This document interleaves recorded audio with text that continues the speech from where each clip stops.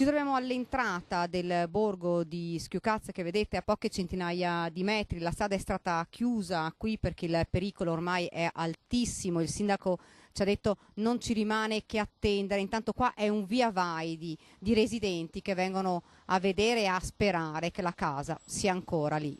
La frana continua a muoversi e ogni istante che passa diventa sempre più pericolosa, proprio lì sotto il borgo che inesorabilmente attende il suo destino. La pioggia di queste ore sta peggiorando la situazione. E sono 5-6 mila metri cubi circa di materiale che stanno spingendo. Di fatto in questo momento che sostiene tutto è il muro che sostiene la strada e quindi l'equilibrio è molto precario e rende impossibile qualsiasi tipo di intervento, sia di alleggerimento del corpo frana, sia di svuotamento. Insomma è impossibile di fatto oggi intervenire sulla frana e quindi dobbiamo necessariamente attendere l'evoluzione del movimento franoso, sapendo che con il tempo che peggiora il movimento sarà più veloce. Sono state posizionate 3 telecamere che monitorano i movimenti della frana minuto dopo minuto.